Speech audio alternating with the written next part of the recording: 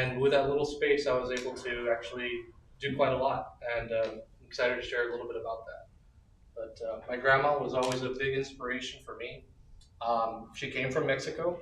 She was a principal over there, a teacher. I come from a family of teachers, and she kind of always set the example for us to kind of pursue education. And for me now, being in the industry for at least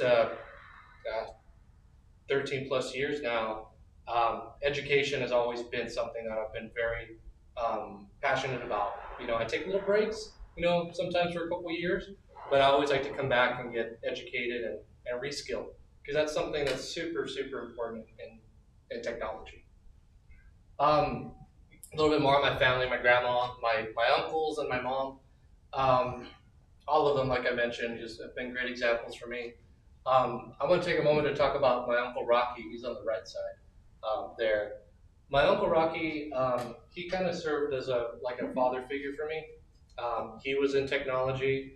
Um, had his own consulting company for several years, working with small family practice, lawyers' offices, and even when I was like a little kid, 2, 3 years old, he was running his business and he was bringing some of that business home to my grandma's house.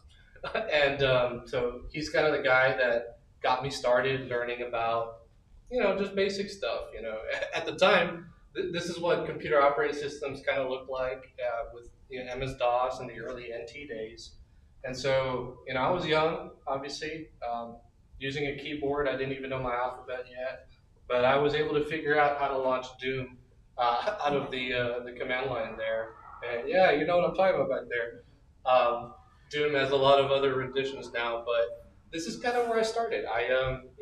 My uncle would bring work home with him, and I would ask him what he's doing, and over time, that kind of became my little obsession about what I like to learn about. So, kind of fast forwarding a couple of years, going to high school, I started building my own computers at home. My uncle taught me how to build yeah, the PC from the ground up, install the operating system. I thought I was like on top of the world. I thought I knew everything there was to know about computer systems. And then, his business started getting bigger and bigger. And so he had some larger clients and we started, working on, you know, installing network infrastructure.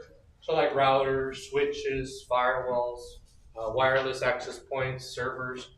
We started doing all types of work. And so I kind of just started like in high school summers, helping him with basic stuff. Like, okay, I'm gonna help him cable, kind of clean some stuff up, and then that kind of started to expand. Like, okay, he started giving me more responsibilities. Hey, how about you build the server? You can take care of the whole project. And here I was in college, still kind of getting through things from an education perspective. But I was really fortunate to have him kind of mentor me and give me the trust to do some of this work really early on. Mistakes were made, I'll tell you that. But we got the work done, and we always delivered good work. Um, and I mentioned, at this point, kind of going through college, I was like, I feel like I know a lot. Um, I know a lot about, I know a little bit about a lot of things, right? Because in a traditional college, you learn a little bit about systems, about databases, about security, about infrastructure and programming. So there's a lot of different things that you can specialize in, right? So that's both, kind of a blessing and a curse, right? Because there's so much to consume, so much to learn about. You have to pick a path, right? In my mind, I don't know if anybody said this, but I said it. The moment you believe you know everything is the moment you stop growing. Um, at the time, I knew that I didn't know everything, and it was time to figure out, what else was there left to learn. So again, last year of college, I was like, okay, I'm about to get my degree. What do I want to specialize in? What do I want to be an expert in?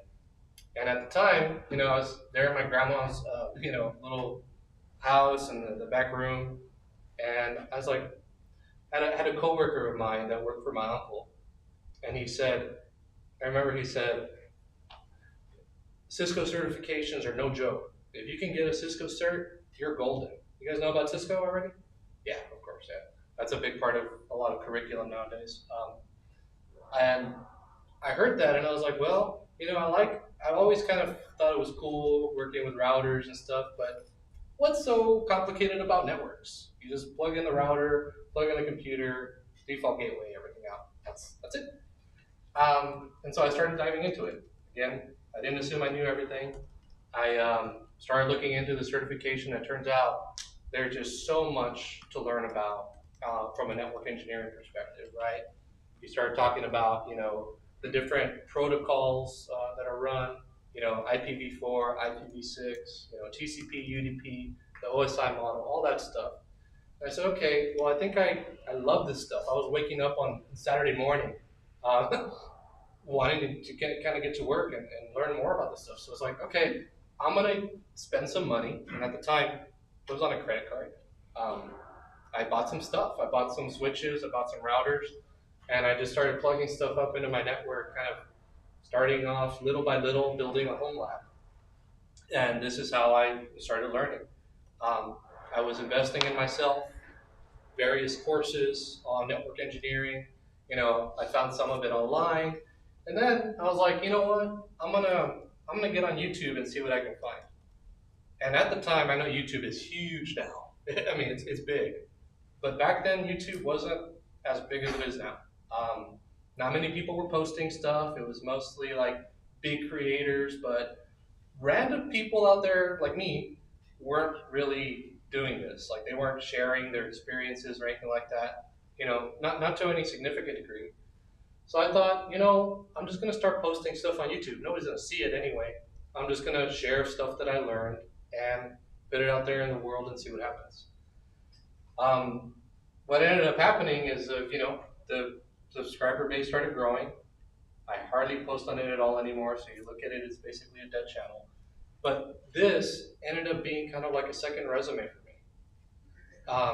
I got approached when I had 300 subscribers, less than 300 subscribers. I got approached by a recruitment company that was looking for somebody to join their program as a consultant. And they got my resume from like Indeed.com, but then they looked me up on YouTube and they're like, oh, this kid kind of like cares about stuff, right? I mean, little 21-year-old me at the time, just trying to, mess around, just show people what I learned. And people were really, they admired that. And so I got a lot of opportunities because of that. And, I mentioned this because I think that's something that I would like to impart upon you guys. I know you guys do a lot of really good work here, in your studies, but make sure you're documenting it, even if it doesn't have to be so public, but document your project, every little thing that you do. If you volunteer, with a church group, or if you're doing some pro bono work for a client or something, you want to start taking your own customers. There's always that avenue to build experience, right? And that stuff really, really does matter. Um, so I graduated college again. This was UTPA back when it used to be called UTPA. Now it's UTRGV. And then, I proceeded to, over the years, like Dr. Salanya mentioned, I gathered a bunch of certifications. Not gathered, I studied, I invested, and I learned, little by little. 2013, right when I graduated, I got the CCNA. So I assume you all familiar with CCNA, right? This is like the fundamental level for Cisco certifications, right? Then I got hired at a company, and they were like, "Hey, you want to get your CCNP? We can help you." So I went and did that the next year. Went on to collect a couple of other ones after that. The CCIE is probably the one that I'm most proud of. The CCIE is the expert level certification where you actually have to go to California, fly in, do the exam. It's a whole day ordeal. We have to basically build a network from scratch with all of these very intricate little nuances to it, where they say, oh, you can do it that way, but we don't want you to do it like this. You got to figure out how to do it without. So it really tested your understanding of the fundamentals of the technology, which is another lesson. I know a lot of stuff is very product based. Like, Where do you click to accomplish that? Or what buttons do you got to press to do this?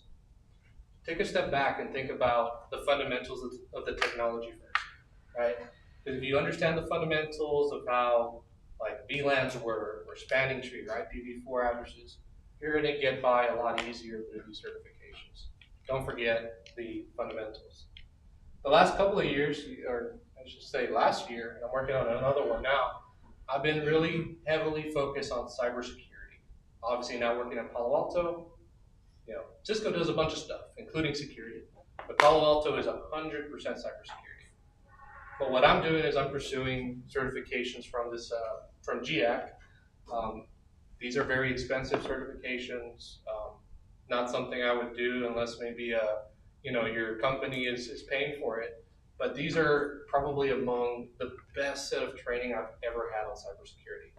If you guys really want to invest and drop some coin onto real world cybersecurity training, the GSEC is a good starting point, and then the GCIH. That's basically the fundamentals of all cybersecurity, and this is about incident handling and hacker tools. How do the hackers actually, how do they operate? What do they think? Well, what are the tools that they use to get into your environment? Because in order for you to understand how to defend your environment, you gotta understand how to attack, right? Offense informs defense. So, say here, pursue what gives you purpose. And Juan said this earlier, coincidentally. I started my journey, like I mentioned. Whoa, what did I do? There you go. I started my journey over here at this little company called CSS Corp. Basically doing contract work for Cisco and for AT&T. I did that just for a little while, and they had me doing something. They told me it was going to be one thing, and then it ended up being something else. And so 6 months into the contract, it was over, and I said, you know what? I moved all the way out to Washington for this job, and I always wanted to work for Cisco. But I decided to come back home.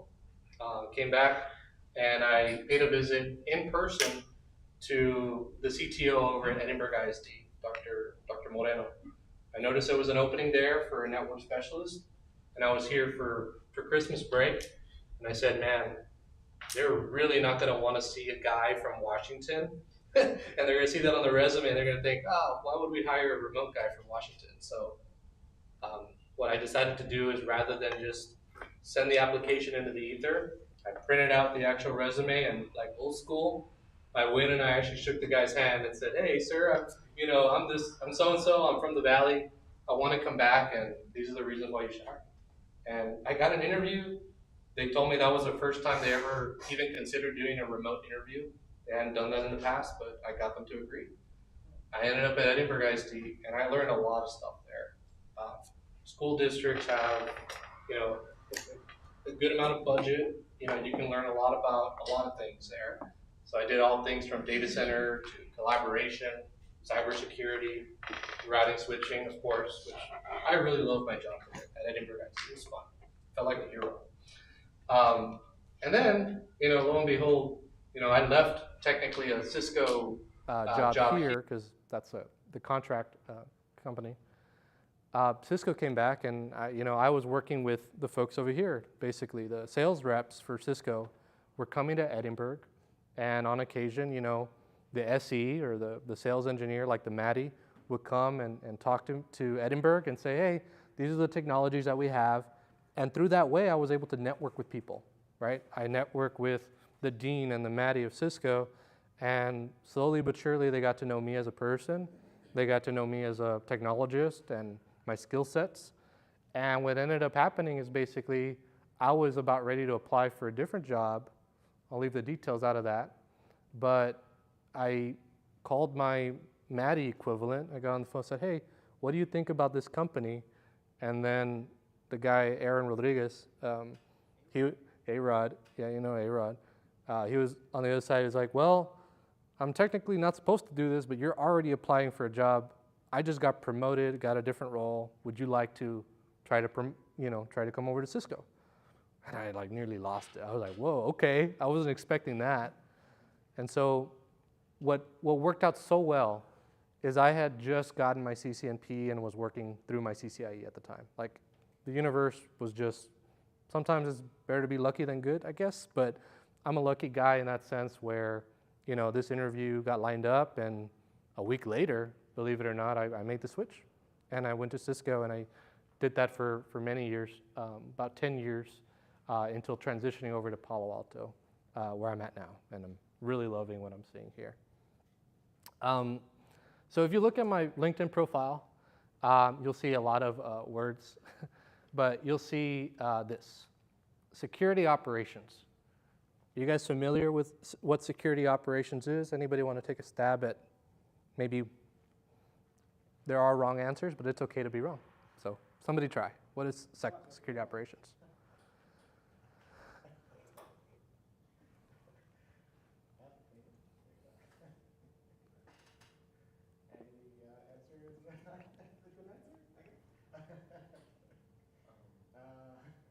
It has nothing to do with, like what we're learning about right now is SOC. Yeah. So, Yeah, the SOC is part of security operations. It's the concatenation. SecOps is security operations, right? So what do people in SecOps do? what do? They look for, threats. Okay. Yeah, new kinds of threats out there. Ransomware Mm-hmm. attacks are happening Yeah. in government, education, and businesses, Absolutely. enterprise, big enterprise companies and stuff. Absolutely. Thank you for being brave and answering a question. Anybody else want to take a stab? Is it like figuring out? It's kind of like what Cecil said about figuring out new attacks, but it's more focused on finding the ways to combat them Mm-hmm. and implementing that into like a process for a business to follow. Yeah. Yeah. That's right. That's good.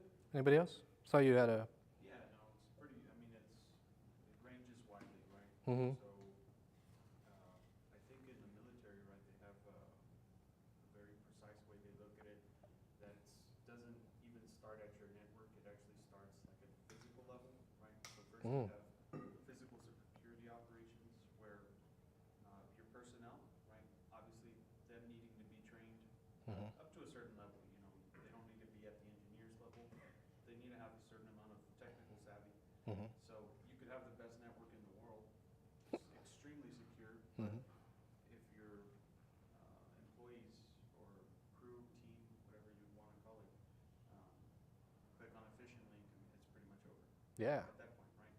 So it varies all the way from the physical, like the OSI layer, right? Mhm.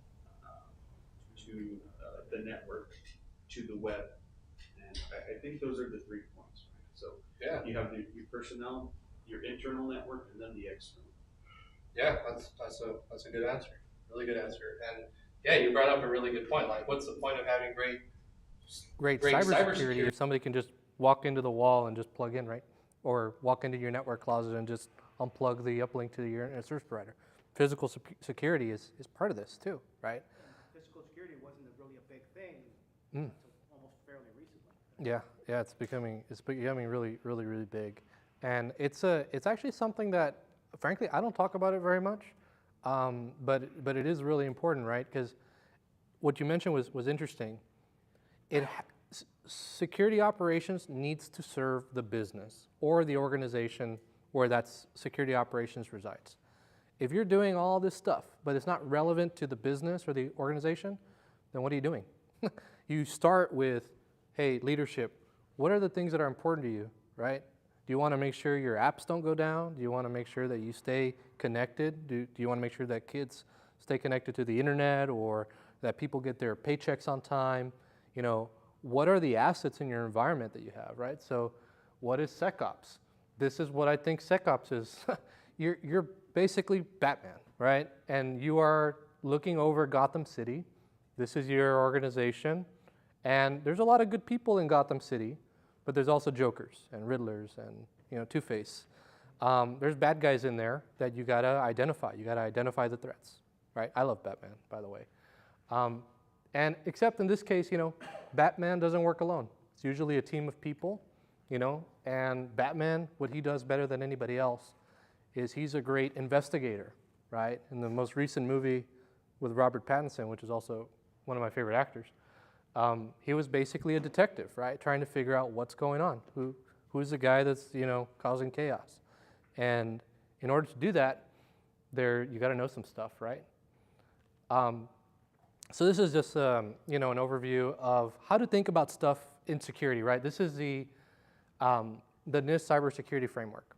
Right? I don't know if you guys have heard of NIST, but they're the National Institute of Standards and Technology. Frameworks, I used to get all wrapped up about, well, what's a framework? It's basically a way of thinking about something. In fact, there's frameworks for all types of things, like how to talk, how to create presentations, which I don't know about too much. But there's tons of frameworks for cybersecurity, right? And we kind of start with this, there's a whole piece for governance, and governance is its whole own topic, so it spans all of it. But in short, you know, we start up here and identify, this is identifying the threats, identifying the assets, identifying the data, what's important for me to keep, you know, to know about, right? That's identify. Then we go to protect. What mechanisms do we have in place to make sure bad things don't happen, right? Then detect. Well, interesting. I thought we protected. What are we detecting now? The threats, right? Because stuff gets through here, right? You would be foolish to believe that you could protect and block everything that you need to. So there has to be something here to detect the bad guys, right? After the fact, after they're already in. Then respond. This is the portion of, okay, we detected they're in. This is what we need to do. Phishing email. These are the steps. This is the framework, the response plan that we're going to follow. That's right here. And then the recovery. If, you know, boom, everything goes bust, how are we going to recover, and what are we going to learn from that? And then how do we apply that to what we need to identify and protect, detect, and it goes in circles, right? That is the framework. So I mentioned, as a defender, there's some things that you need to know. And fundamentally, what the most important thing you need to know is adversaries. You got to know the adversary. Know your enemy, right? That's Sun Tzu with The Art of War. There are different types of threat actors, adversaries, bad guys, hackers. I'm going to use the same word, these words, they all mean the same thing. There's nation states. These guys basically these are what you would think of like Russia, maybe not, maybe Russia. I don't know if Russia's a nation state we're worried about now, but we got Russia, China, you know, several other states, you know, that are after our information. They basically want power. They want information because they want power, right? And they have their agenda. That's their motivation, right? We got cyber criminals, people that are out there just doing ransomware for profit, right? They want money. Hacktivists and also terrorist groups kind of fall in a similar area where they follow a certain ideology. They think that the world should operate this way, so we're going to make it so by hacking, right? And sometimes that becomes violent. In the case of terrorist groups, that's ideological violence, right? Some people are just looking to have fun. Some people just want to watch the world burn like the Joker, right? They don't care about money. They just want to be satisfied. And then insider threats. This is the people sitting next to you, the people inside your organization that knowingly or unknowingly are aiding the attacker, right? Sometimes, what's interesting about this, sometimes, yeah, it's, you know, the worker's discontent, but sometimes they don't even know that they're the insider threat because they were phished, or sometimes they do know because they're being ransomed or extorted, or, you know, there's a threat on their life or a threat for something, you know, blackmail. Those kind of things happen, right? So these are the motivations of each of the different types of adversaries. And there's probably more. And I converted this from a keynote to a PowerPoint, so if stuff is kind of off-center, I apologize. But here you go. This is how, and yeah, you see it cut off here. When you think about protecting what's yours, you think about your house, right? How do you protect what's yours? Well, let's just say everything that you have and you love and you hold dear, your wife and your 2 dogs and everything that you have, it's in this castle, right? And if I wanted to defend everything in here, maybe I would build a moat around it, right? This is the traditional, castle and moat architecture, where we trust everything inside here, but we don't trust anything from the outside coming in. And if we do, we have to have something, some VPN or some way to let people in. What we do from a technology standpoint is we put firewalls on the edge, right? So this is where Palo Alto kind of, the claim to fame is our next gen firewall. We started putting firewalls all around our organization to say, you can't just come in, we have to go out and then you can come in, or we make a policy that says, yeah, you can come, we trust you, for whatever reason. Well, this worked great for a while. I mean, I think 13 years ago, this was basically the architecture, and for a K through 12, it was slap a firewall and content filter so that they don't get to adult content and gambling websites, and that's it. But this isn't good enough anymore. Not by a long shot. And the reason I say that is, this is a snippet I found on Google, right? The biggest vulnerability that any organization has is our people, right? We as people are vulnerable. We're vulnerable to phishing, smishing. When's the last time you guys got a text message that said you had a package that you never ordered and there's a link in there to click? Or that you have a tollway fee. Yeah, right? I got one just the other day. Man, and the thing about that is that it seems like it's not a big deal, but you still the attackers steal your credentials, your passwords this way, right? Imagine they stole the password of your technology director, and they have admin rights to everything. Boom. Same thing, personal data breaches. I feel like these are happening all the time, data breaches from all types of companies, far back as, Target back in 2013. And some of those personal data breaches, your credentials end up online, right? You can go onto, you could go onto the dark web and find it. You could go to, I have been pwned, and you can actually see whether or not your password is out there or whether your email and personal information is out there. So this is why it's not good enough just to put a moat around you and say, I'm good, because actually there could be insider threats, right? And so this is the idea, right? This is the traditional kind of Trojan horse. The adversary is already inside, already here.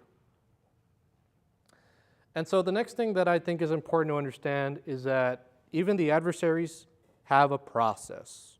They follow steps, right? Because these guys are smart, especially the nation state funded ones. They actually have steps that they go one by one by one. We're going to conduct. Is this off of MITRE? This is actually the Lockheed Martin kill chain, but it's kind of similar to kind of the MITRE tactics, which I have a slide on that too. But this is a Lockheed Martin cyber kill chain. So the idea is reconnaissance. Reconnaissance is all about scoping out the place. If I'm standing outside a house and I want to rob it, there's a camera over there, there's a dog over there, there's an alarm system, but there's a crack over there in the window. And sometimes at 2 p.m., the wife forgets to set the alarm. That's my reconnaissance. Weaponization. Okay, I know I need to get in through the window, right? Delivery, so on and so forth, right? Delivery is all about how do we actually get the malware there. So I'm going to switch gears, phishing. I'm going to send it through email. I'm going to drop a USB on the floor outside the building, right? There's a lot of ways that you can deliver that malware. Exploitation is once it actually takes place, right? You took advantage of a vulnerability or just a human vulnerability, right? You run that code, you install some software on there to collect credentials, to get as much information as you can, to install some software to do command and control. Do you guys know what command and control is? A little bit? So command and control is basically the idea that you're commanding and controlling a device. So if the device is already, remember what I said about firewalls, they don't let stuff come from the outside in. But most firewalls, and especially in traditional architectures, everything from the inside can go out. That's why you can get to the internet, right? Because your traffic is allowed to go out. So if you have a device on the inside that has been exploited, and then you install command and control software, that's where all that traffic is allowed outbound, everything. And so command and control allows a device from the attacker to control this and do whatever it wants. From there, it might just impact a laptop, but there they move left and right, they try to find resources, they try to find databases, they try to collect as much as possible. And then they do ransomware, they do DDoS, they impact your business somehow, some way. This is a kill chain. This is a process that they follow. It's important to understand that. This is an eye chart. I recognize that, but MITRE, are you guys familiar with MITRE tactics, techniques, and procedures yet? Have you all gone through that? Okay, perfect. It's going to be covered later this semester. Perfect. Don't overlook this, guys. This is really, really good data that really wasn't around too long ago, right? The idea, again, that the adversaries use tactics and techniques. The tactics, MITRE is an organization that basically their goal is to provide an open way for you to understand how adversaries work, right? So there's initial access, execution, persistence, defense evasion, credential access. These are all the tactics that they use, and it goes in order actually, right? It kind of goes this way, right? All the way into exfiltration, command and control. And then all of these little pieces here, these are all little techniques that go within that particular tactic, right? The cool thing about this is that this is free. You could go to MITRE attack matrix. If you want to do this later on today, just look up the MITRE attack matrix and you'll be able to see this. The thing that people miss is that they also, each one of these have mitigations. A mitigation is how do you defend against it? So we talked about understanding the adversary. Well, this is the understanding, and then the mitigation is how you defend against that, right? So the other last little bit, and maybe this is a little too much, but I'm going to get on a soapbox. Everything to the right of this line, right about, this is detection. Prevention is right here. And notice how badly the attackers want to evade defenses. It keeps going. You know, there's more. So this is the reason why it's really important to have a really good detection system, right? Because these are the aspects of, you know, the adversary that you want to be able to detect. So maybe that's a good primer for attack. Any questions on that? Perfect. So here's where I'm going to, you know, talk about, you know, the traditional SOC, right? The traditional SOC looks something like this, right? We have a group of people that sit in front of usually a couple of screens. Sometimes it's not. It's, again, the SOC is whatever the business needs it to be, right? But ideally, you know, they're getting alerts from all types of different places, from the network, from the endpoint, from the identity, and from the cloud. I call it the NICE, the NICE telemetry, right? Network, identity, cloud, and endpoint. And you get all that alert information, and now the SOC has all these alerts from all these different places. And then, if you're not already overwhelmed by all those alerts, they get something called threat intelligence. Y'all know what threat intelligence is yet? A little bit? So threat intelligence is, again, there are companies out there and organizations out there that provide feeds about what the adversaries are doing. Palo Alto has one called Unit 42, but there's others out there like Talos and Mandiant, many of them out there. And you can get all those feeds and use that to inform, okay, I got this alert, but what does that mean? You do that based on the threat intelligence you get, right? Some of it's also internal, because you start to see stuff over and over. You start to develop actually your own threat intelligence over time. So then the SOC analyst has to detect stuff and then investigate the stuff and then respond to the stuff. So this is, you know, the process. And then at the very end of their time, they try to leverage automation. This is sort of, I think, the crux of what the problem is with security operations today, is the fact that automation is at the end. Because what's happening right now in the world around automation and scale, like what's like the big two-letter word that everybody's using for AI? The adversaries are using AI, right? And so in order for us to be faster at detecting, investigating, and responding, We have to use AI, and we have to automate first, not last. So again, I'm probably going to speed through this slide here, but there's several different roles within the SOC, right? We have the SOC manager. The SOC manager is usually the person that interfaces the most with the business, right? They're rolling up metrics, hey, this is how fast we're able to detect and respond to stuff. These are the things that we need. They talk to the different business units in the company, like finance or HR, to say, hey, where's all your critical data so that I can understand what I need my security analysts to look at, right?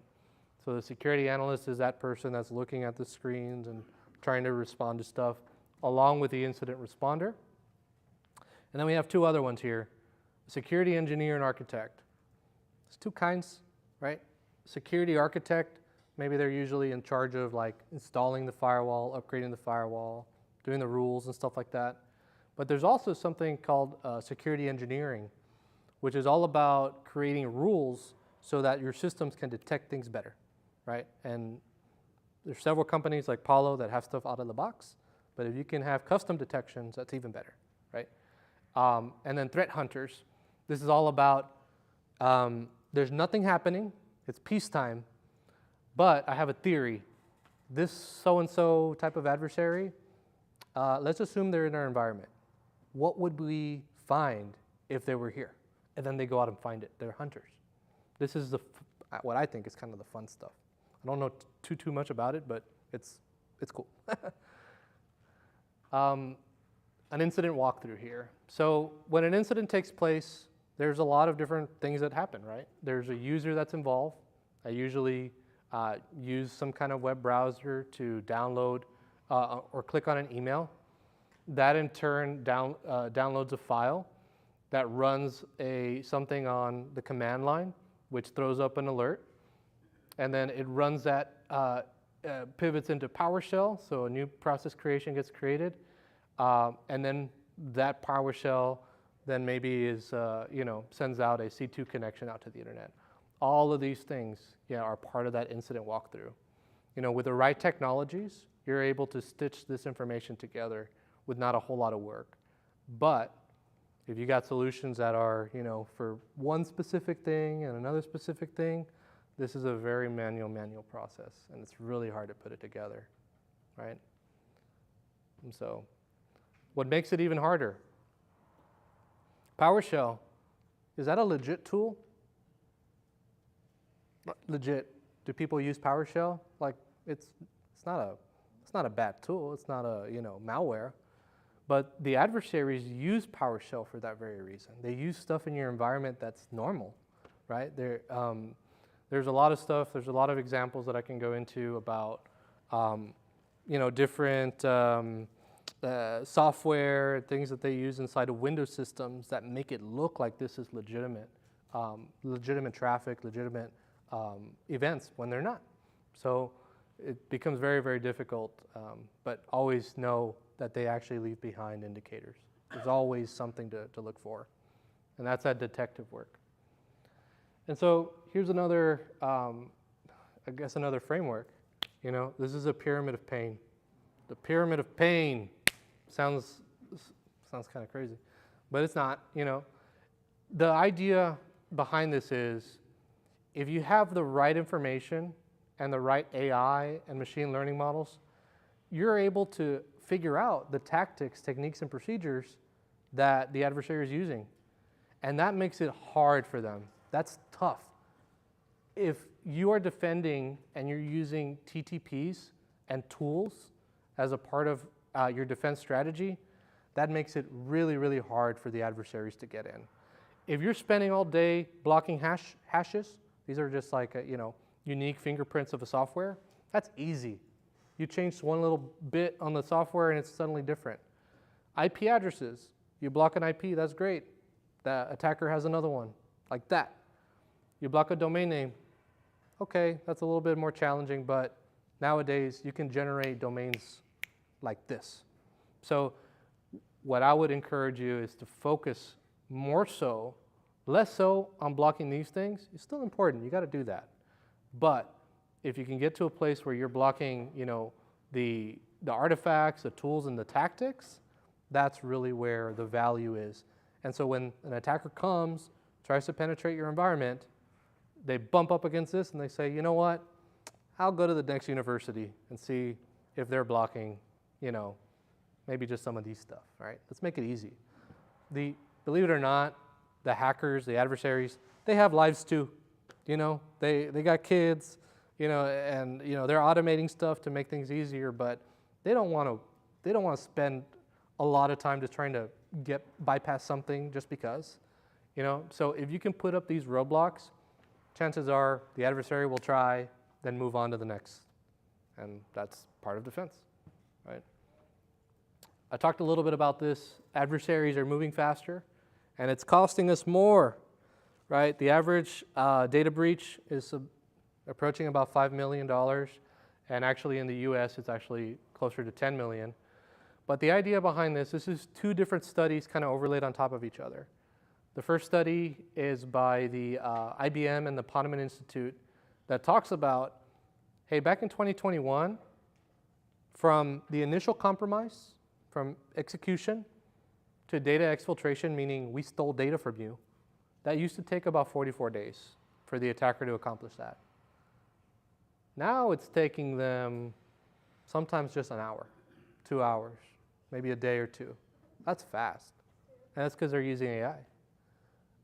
And meanwhile, if we look at some Unit 42 and other studies, we're seeing that the average organization out there, at least the ones that, you know, that we observed, takes about 6 days to respond, to detect and respond an incident. So the adversaries are potentially going that fast, and we're going this slow. So how do we make up for that? The answer is automation and AI, right? So that's where, I think this is the last slide for me, where the transition today in the modern security operations center is to put automation and AI first, not last, right? So we get all those same really cool, nice telemetry sources. We add, you know, cloud and attack surface and maybe even some other stuff that you guys have for applications. And what we do is we stitch that information together for you. We prioritize it, because you can't just have a bunch of alerts on a screen, right? You have to use AI and machine learning to prioritize those incidents so you know what to look at first, right? We map them to MITRE. So if we know, hey, you're already at this stage of MITRE, you probably should look at that. If you're in the early stage, well, it's not as much of a priority, right? So we leverage that along with automation to provide more information about the malware, more information about the different components of the alerts. And that makes it easier so that the SOC can then in turn go in and do the investigation and response and leverage automation to do all of these things, right? Again, automation and AI first. That's the idea. And so now the question is, where should you guys go from here? And you know, there's a lot of different ways that you can take your career. Within cybersecurity, there's like a range of stuff. Like you can be blue team. Blue team basically means you're working in a SOC, right? You're trying to defend. You could also be red team, a hacker, somebody that works on penetration testing. As I understand it, you know, somebody came by not too long ago talking about the red teaming. That stuff is cool. That stuff is exciting, and it's important to learn about it. But the truth is, we need more blue teamers. We need more people defending than attacking. There's a huge shortage, and there's a lot of jobs in blue team. So, you know, you guys are free to do whatever you want. You guys have your passions, your purpose, you know, your interest. But if you have an inkling for defending and for really making a difference in the world, especially the world that we live in today, working in a SOC or working in cybersecurity defense is, you know, it's a great career.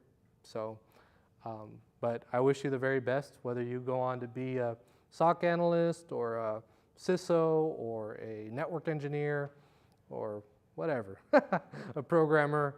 I wish you all the best, and thank you all very much.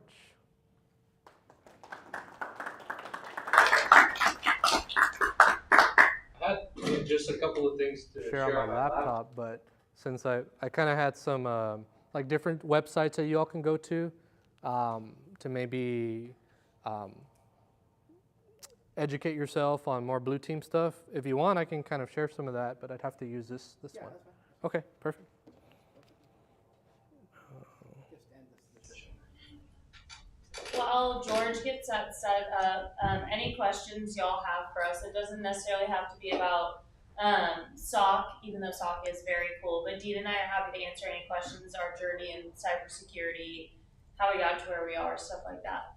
Yeah, I mean, it was a winding road for myself. I mean, I was in a business school at UT in Austin, and I really didn't even know I wanted to get into technology until I was like in my senior year, basically.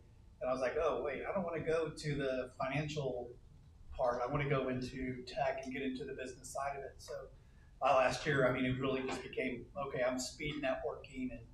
And you know, I was fortunate to have Dell in my backyard, being in Austin. So, you know, really a year before graduating, I started meeting people and interest on the business side of the equation and working on the corporate side of, I was really on the corporate, not the public sector side initially. But that's really how I got started. But, you know, I kind of, when I had the vision, like, okay, I want to get into tech, you know, good year, senior year, just starting to try to network. You know, that's how I got started. And you know, I've only really had 3 jobs in almost 25 plus years. So I did Dell for 8 years. Dell became a seed investor in this company called VMware, if you've ever heard of them. I got exposed to that tech like before it was really kind of like, I mean, it was just a startup, you know.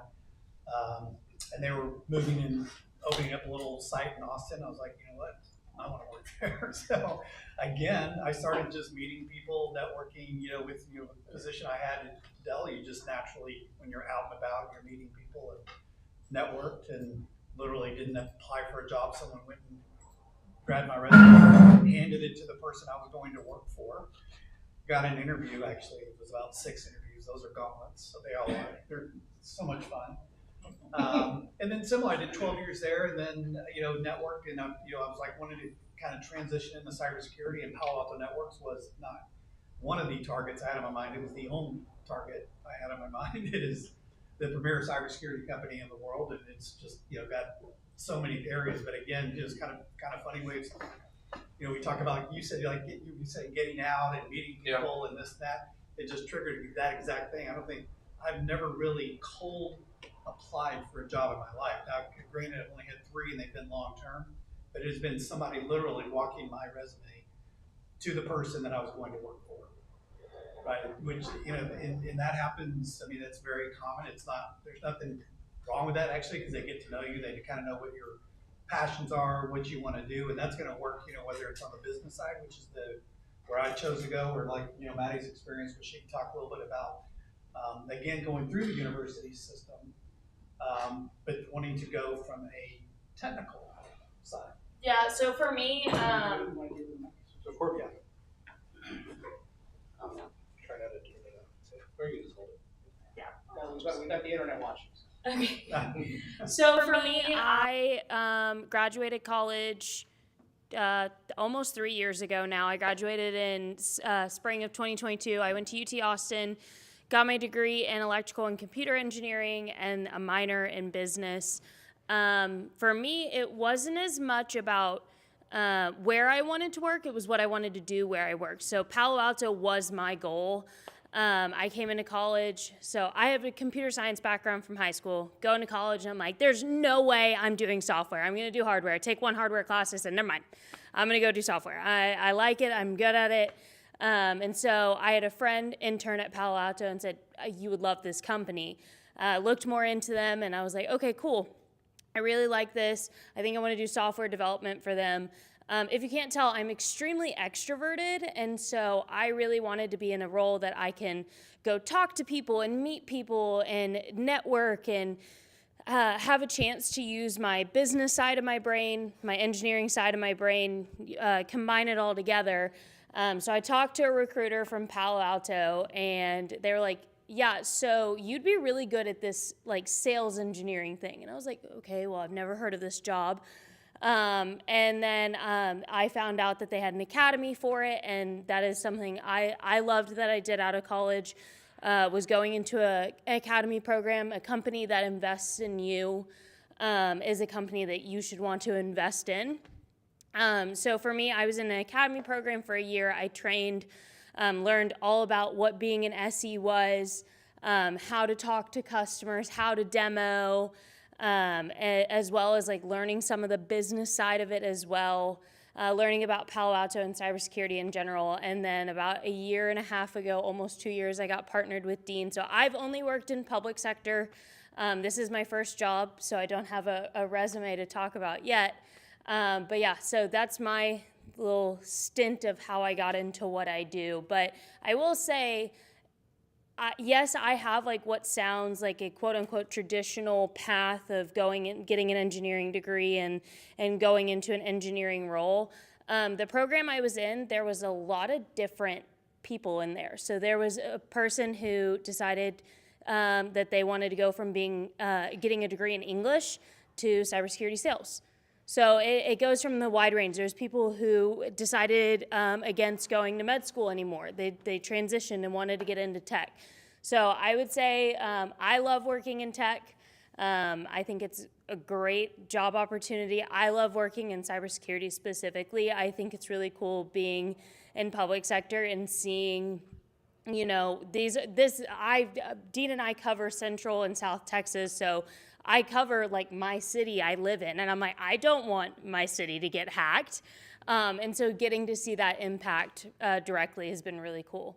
But yeah, I was going to actually piggyback on what you said, because the diversity of the type of people that get into these programs, whether it be academy, you know, a big reason for that, and George was talking about it, like the blue team jobs out there, and there's a shortage of people. Well, the number is around 3 million. There's like about 3 million open jobs out there in this space that they cannot fill because there's not enough people coming after them that are, you know, that have the backgrounds, qualifications. And so what you're seeing is a lot of companies like Palo Alto Networks, and really our industry as a whole, got to give them, you know, even our competitors a lot of credit here, is that they bring in people from outside the industry is very, very common.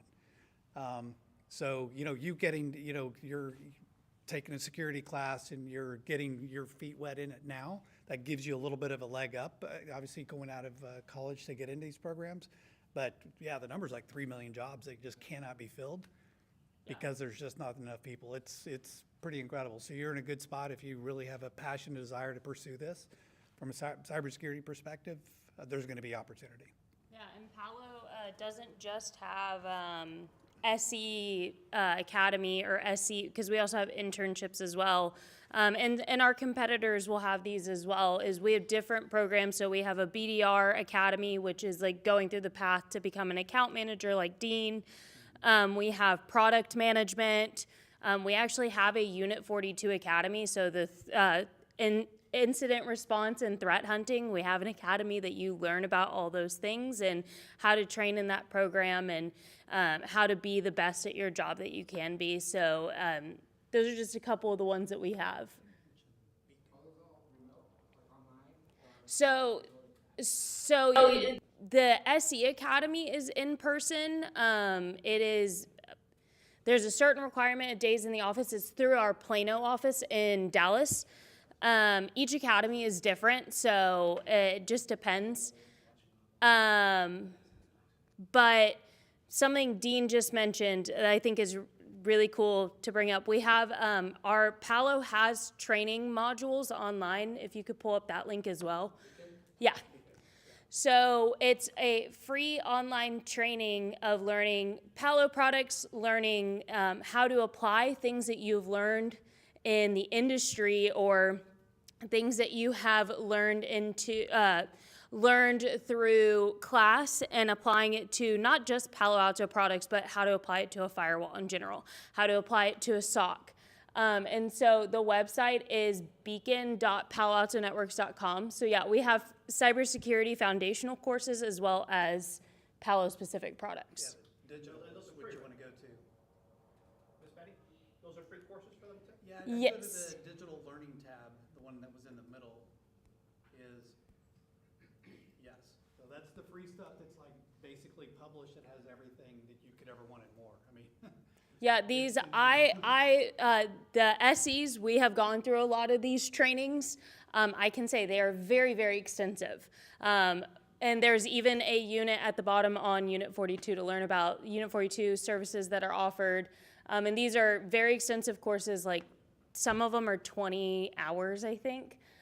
So a really good way to kind of get your feet wet and see what Palo has to offer and different roles in cybersecurity that there are. Because Palo, we have like now it is two platforms, Strata and Cortex Cloud. But you'll see the training split up into Strata, which is our network security. We have Prisma Cloud, which is cloud security, which is now combined with Cortex, which is our security operations. So getting to see the three platforms that Palo covers, us being a fully cybersecurity company, I think it's really cool to see how that's this is the same material that our trainers use for like live instructor-led. So we just publish it out for free for anybody that just wants to get into it and start doing self-paced. So Patty's right, you can see like dozens of hours of just firewall and all this different stuff, but it's all chunked up into like episodes, more or less, like these little 20, 30-minute snippets that you can just sit and do one and,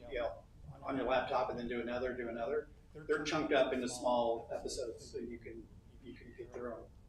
So let's say I graduate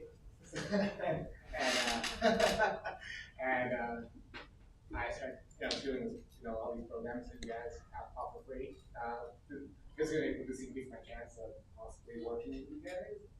So there's always different ways to sort of enhance your ability of getting a role.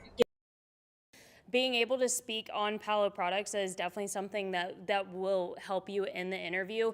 I will say cybersecurity in general, and we've seen a major shift to this, is not necessarily knowing a product, knowing a functionality. So for us, for example, malware sandboxing, our product is called Wildfire. Instead of speaking to Wildfire, being able to speak to malware sandboxing and how Palo approaches that.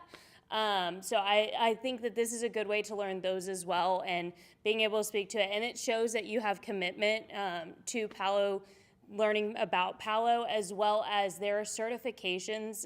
There are different prices that our certifications run, but those are always good. A certification is always something good to have going into any interview. Like George was talking about, he had his Cisco certifications. We have Palo certifications as well. Yeah, but that beacon is the ocean, right?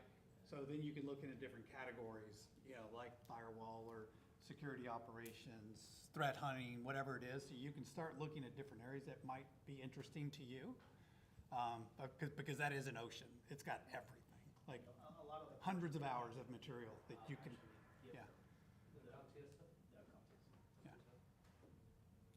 Any other questions? Yeah, I saw your certifications. What would make me more valuable to you guys as a potential hiree? I guess so. You're Mr. Cert Man here. Well, I've been at Palo only about 4 months, believe it or not. It's been a lot. I can tell you, I guess, what I think Palo saw in me, I think, like I mentioned earlier, it's not about even necessarily the certification. It's about understanding the fundamentals. And I think there's also this other aspect of it that's very people-focused, right? Cybersecurity, believe it or not, is not just a bunch of people looking at their laptops in a dark room. There's collaboration that's involved here, right? Being somebody that's able to talk through the technology, do the technology, depending on your role, and then being able to effectively communicate that to other people and work in teams is probably, I think, the thing that you could do that can help you get a job anywhere. In terms of Palo Alto networks, I think having a really good understanding of the fundamentals of security is a way to go. And there's just so many roles. It depends on the role. You know what I mean? Do you guys have any other? Yeah. I think networking is really important. I can't stress that enough. So we see it when we work as vendors, we see it across the vendor board of, hey, have you worked with so-and-so before? They work at this company now, and being able to translate, and there's always someone on your team who knows someone. Like, I don't think we've run into any person we haven't known in a long time. And then it's the same on the customer side. So we see customers who move from one organization to another, moving from a school district to a city, moving from city to a county, whatever the case may be. Cybersecurity is a pretty niche field, I will say. If you're passionate about cybersecurity, you know a lot of people in cybersecurity. But like for me, when I go and talk about my job to like my finance friends, they're like, Palo Alto Networks. So cybersecurity. So like you're making sure I don't get hacked, right? Like that's the basis of where it is. So I think it's like networking is so key, and especially in cybersecurity, you're always going to be talking to people. I don't think there's any job on the planet now that doesn't require collaboration, and you want to be able to have people who can stand behind you and say, I trust them with my cybersecurity. Popped in my mind. We live in a day where we can share a lot of things online. And I mentioned about my YouTube thing. I completely didn't think that was going to matter, but your online presence really does matter. I see kind of the good and bad, right? I've seen kind of a surge in kind of, if you are brave, and I mentioned bravery earlier, right? To put yourself out there. Get on LinkedIn, get on YouTube, start a website, start a blog, start a podcast. Those type of things, although they're very scary and they're difficult to show who you are, to a bunch of randos that, may leave bad comments sometimes, and that does happen, that did happen. And kind of pushing past that, I think is a really important key, because nowadays I think it's really important to bring yourself to work, right? We don't show up to work and wear a mask, put something else on. Show up as yourself.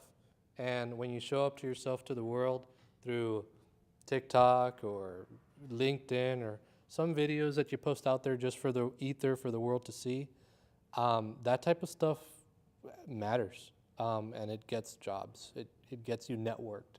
Even to people will walk up to you and they'll know who you are, and you have no idea who they are, right? And that's when you know things are working, right? So I mentioned that because I have been seeing a lot of influencers that work at companies like us, like salespeople, like we all work in sales here, and they put themselves out there, and that's really good for them from their career perspective and their personal brand, which you can take anywhere, right?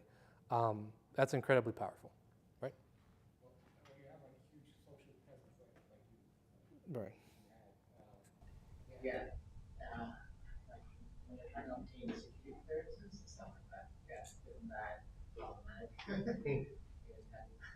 Yeah, I'm not Sure, sure what. It can be. So it is very dependent on like the career field you're choosing. For me, I have LinkedIn and I have a TikTok I scroll on. But I don't have any social media because for me, I see it as there's a lot of negative impact of having social media because life is not just about what you post on LinkedIn now. It is about what you post on social media 5 years ago when there were different trends going around or whatever the case may be. All those things, those little things matter, like that personal presence, and I think that works with networking too. Like you have to admit, when you go with somewhere or you're meeting with someone, you're gonna look up their LinkedIn or their Facebook or whatever the case may be. Like you want to know a little bit about the person you're meeting. And think about like if somebody's like scrolling through your profile and they see something, they're like, wait a minute, hold on, back up. And so I think that it's really just dependent. So like George's YouTube was very educational, I would say, and like teaching people about a certification exam. So it depends answer. My brother was working with wanting to get clearances and stuff. He was in aerospace engineering, and his social presence online also just diminished. So very dependent. Yeah, let me Scroll scroll through through some of these different, different. resources that I brought up, you know, Beacon is, I think, a really good place to start if you want to be very product specific to Palo Alto, right? CompTIA is a really good place to start, and Dr. Saldana mentioned that you guys are getting certified as a part of these classes in the curriculum. So you guys probably know all about these. You know, there's the Security Plus, Network Plus. There's even CISA for security analysts. Those are all, you know, really inexpensive and quality courses. YouTube is free, and like I mentioned, YouTube has changed a lot over the years. I think for the better. I think YouTube has some really great free content out there where you don't have to pay a dime for education. And I like to call out IBM Technology for this one. Yeah, not Palo Alto, but IBM Technology YouTube has really, really great whiteboard sessions or lightboard sessions. This gentleman here, Jeff Combe, he has taught me so much about AI and security that, you know, if I ever see him on the street, I'm gonna fanboy over this guy because he's awesome. I really love the content that he posts on here, and yeah, check it out. Fundamentals, right? Palo Alto has a really great YouTube channel as well. I really like listening to their Threat Vector podcast. I recently just listened to this one, Transform Your SOC and Get Ahead of Threats. This is with the individual from our threat intelligence group, Unit 42. I thought this one was one of the best you know, episodes that I came across. Lots of really good information here that's relevant. In terms of like other industry certifications, the good news is, you know, a lot has changed, right? There's these Try Hack Me kind of sandbox, you know, places where you can try to hack the box or you can try to defend the box, right? This one is the Try Hack Me Security Analyst Level 1. They got more that kind of go through. I've heard nothing but good things about this on YouTube and a couple of friends of mine. Hack the Box has their Hack the Box for Blue Team certifications.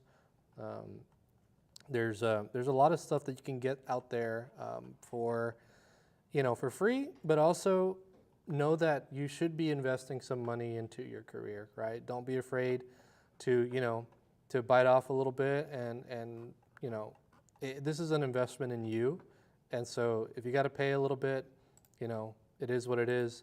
I know when I worked on my CCIE, CCNP, like I mentioned, you know, I was, at the time I was putting stuff on credit cards. I probably shouldn't, and I'm not advising you to do that.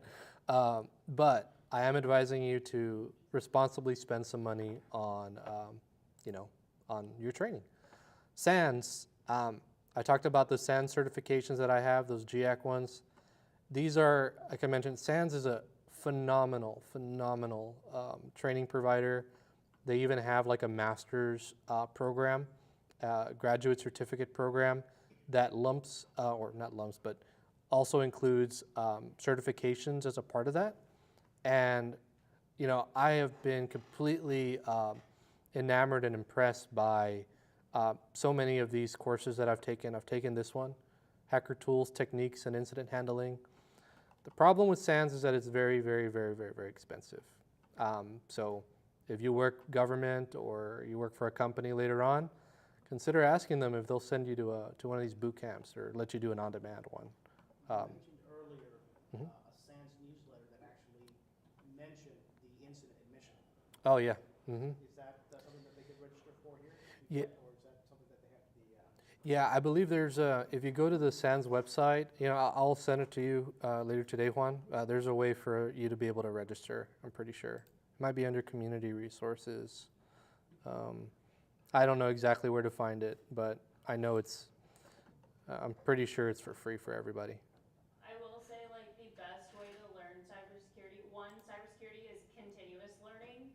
I think every day is different, and we learn something new every single day. The best way is just seeing what's happening in the industry. You can set up Google Alerts. Google Alert, or, you know, if a cybersecurity incident happened, George was just talking about a newsletter he gets, signing up for those kinds of things and just reading through, and you can kind of walk through in your brain of, okay, so this is what happened, this is the outcome, how did they get from A to B? And you can learn it that way as well. I think that it's a really practical way to apply it as well. But yeah, cybersecurity changes every day, and that's like the scary thing, but also really cool thing because I get to continue learning. I love, I'm a super curious person, so I love getting to learn something new every day and seeing how Palo Alto is going to protect against it. Yeah. So we're still like in the early stage study, right? So I'm thinking about transitioning to UTRW for a bachelor's degree, but like you mentioned, like the field of cybersecurity has changed so much, and I just feel like by the day when I graduate with a bachelor's, the situation to defense for malware or for the red team is gonna be so different than what we're doing right now. Maybe AI gonna do more work than personnel.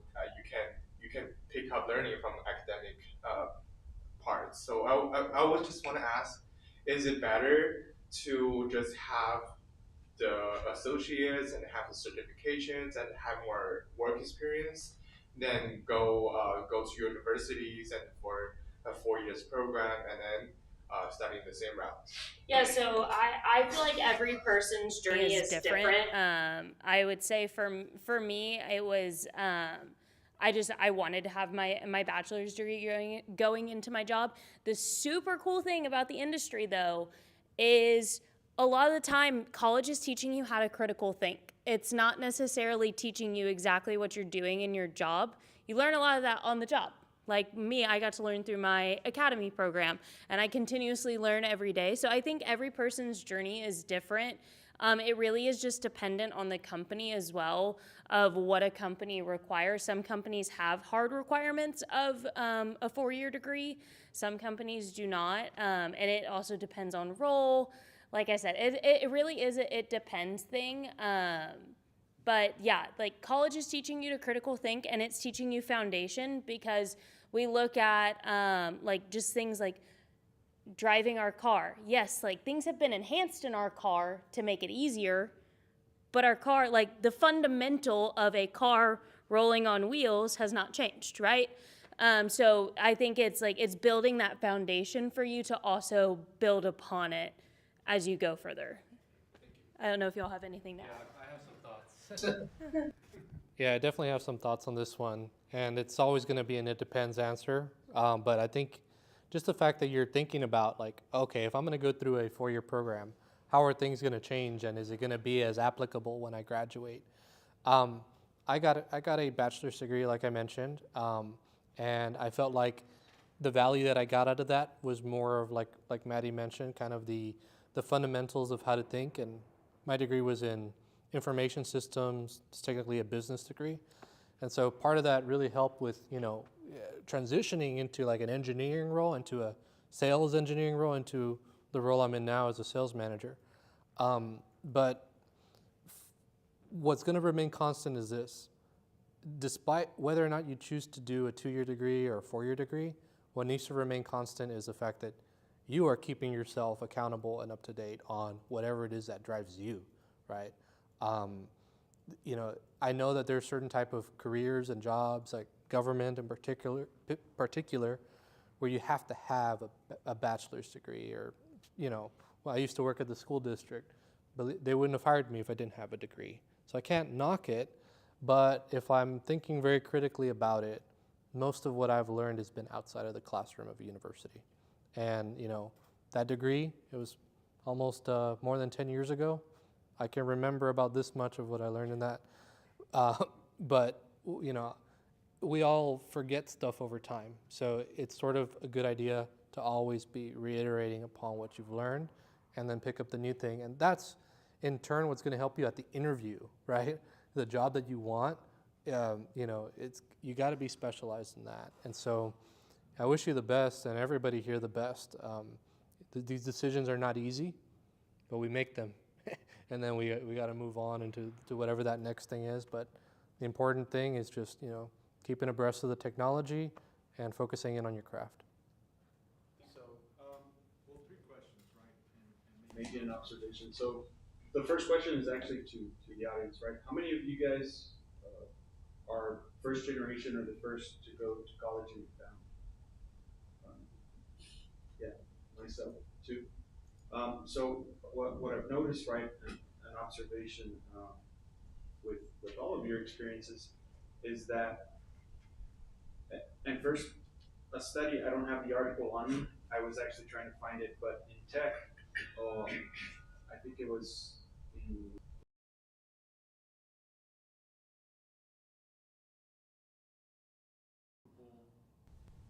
people, it's about like a 30% rate as compared to other fields where it's 3 to 5%.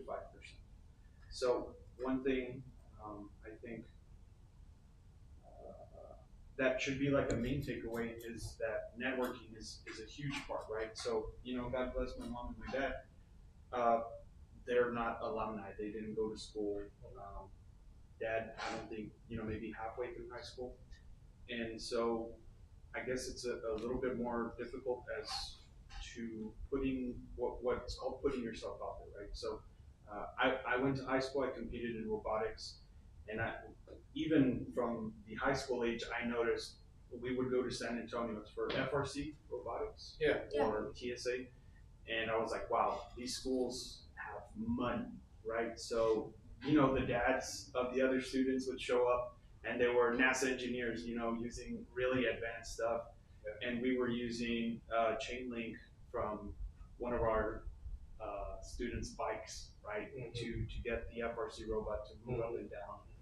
And so I think if a question I could ask you guys, how would we go about networking? What's one of the best ways to do it? Because I know there's the, go to conferences or reach out on LinkedIn, but since you guys are already in the industry, like myself as a student, I've reached out to certain recruiters, and it's a hit and a miss, right?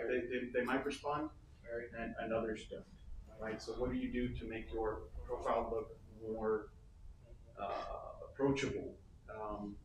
Working on, charismatic openings, right? Because I'm sure hundreds of students, and not just within the U.S., but also internationally, right?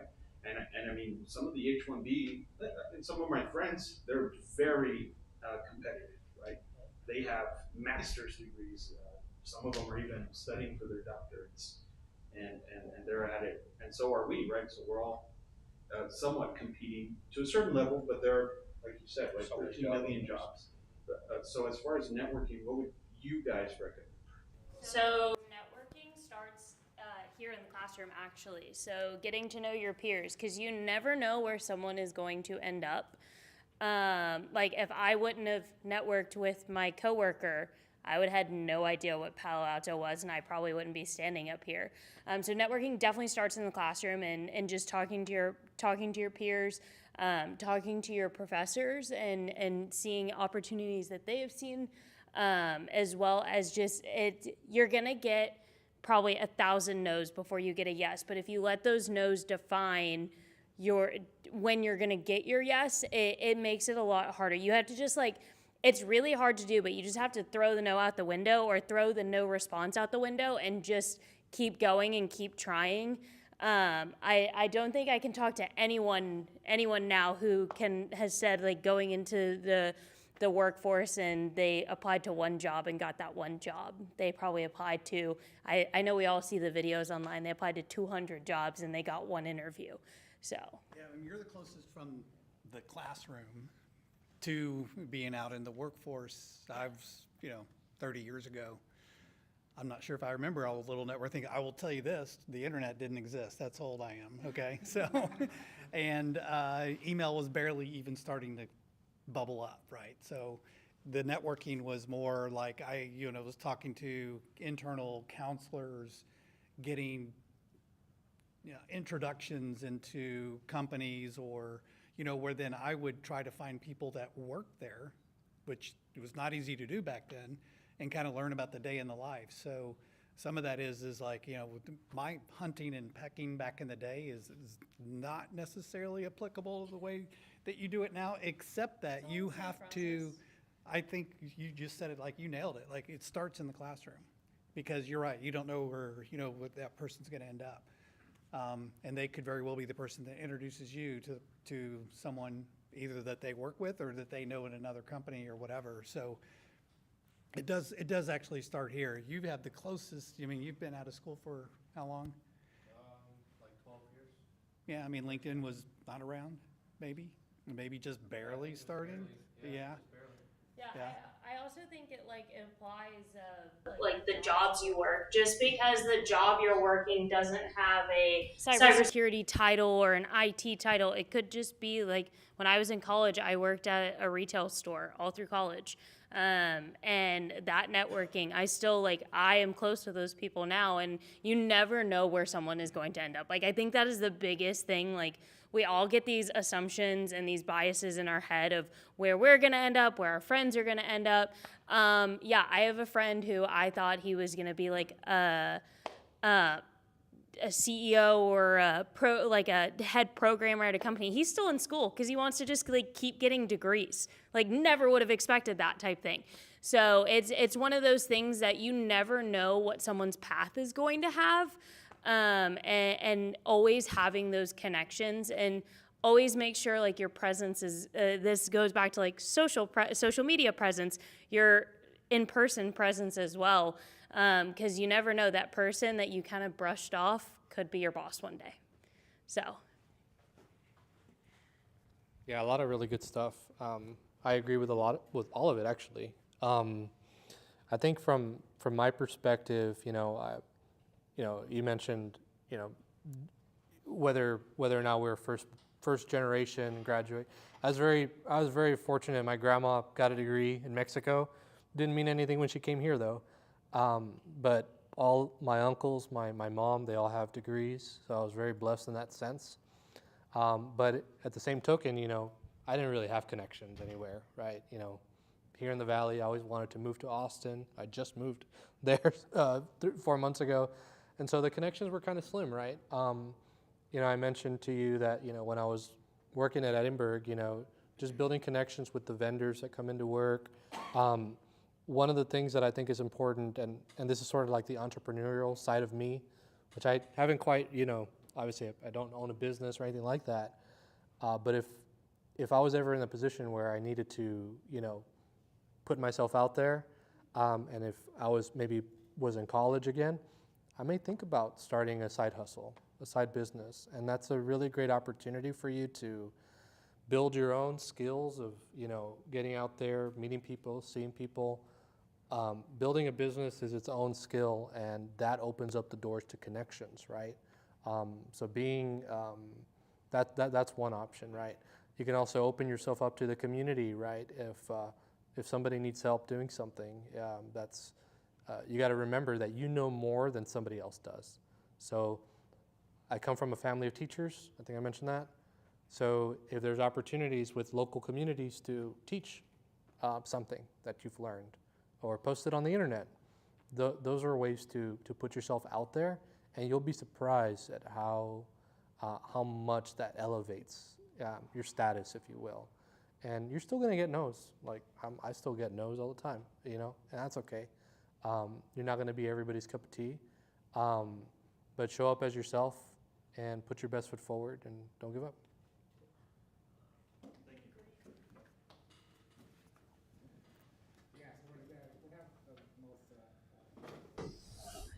Well, target area of the valley, but we do our best. We he gives us a guest features that we need to know you guys. Get some of our knowledge, about how you operate and what you're looking for, as well as future whatever. Future employees, but that's awesome that he does that. I feel very blessed by it. Never let it hold you back with where you live or what school you went to. Or for me, I'll be really honest. I'm a woman in STEM. You don't see a lot of me or me on the set as I was being introduced. Never let that stop you though, and never let like someone saying something to you about being first generation or where you're from, or again being a woman in STEM. I didn't go to the best high school in my school district. I didn't, I was a big fish in a small pond at my high school. I'll be really honest. I went to college, it blew my mind. And I use a lot of those no's and a lot of those comments that have been made to me in my past as fuel to my fire to remind me, like, okay, there's somebody out there who's gonna say yes. Okay, there's this other person I know. How did they get to that point? Okay, cool. This person had a completely, like, everybody's journey is so different. But never let like it be just because of any sort of factor outside of I like to say you have two buckets of things you can control and things you can't control. Me being a woman, being a woman in STEM, that's not something I'm going to put in my headspace right now to let that be an excuse for me. I know I have to work hard. I know, it's not common to see me in the industry. However, that does help me too, in the sense that it's easier to remember if you had a girl engineer on your team. Like Dina and I have heard that. I find a way to turn a disadvantage into an advantage, and only focusing on the things that I can control. If it's an opinion, it goes in the can't control bucket. I can't put my focus on it. I'm going to throw it out the window at the end of the day. Easier said than done, but it is a way I like to approach things. And be proud about being From the valley. My uncle, when he graduated college, he graduated in 1992 after taking many years of a break to start a business, right? He did an internship in 1992 for the Olympic Games in Barcelona. This was back with Michael Jordan, the Dream Team. And you'd be surprised at how much some of these companies actually really look at the valley and they see the talent that's actually here. There is a lot of talent here, and they know that. They know that we're hardworking people and that we don't give up. And I think that that's something that resonated to my Uncle Rocky way back then in 1992, because he kind of thought, yeah, I'm a valley kid, whatever. We have a lot to offer, and we have a lot to offer the world. So keep at it, and we're going to continue progressing, all right? Well, cool. Thank you all so much for your time. I appreciate all the questions. Thank you all so much. So again, gentlemen, thank you for showing up. I hope that this was enlightening. It helped you all with your journeys, and it gives you at least a little perspective of where you're going to go next. These are some of the most brilliant people I know. Each of them brings a very important part to the table. I am grateful that they come in here to talk to my students, and that they share their insights and their experience. So I hope it was beneficial. Again, I thank you all for coming in, and we'll hope to have more. Thank you. All right. See you guys. Drive safe home.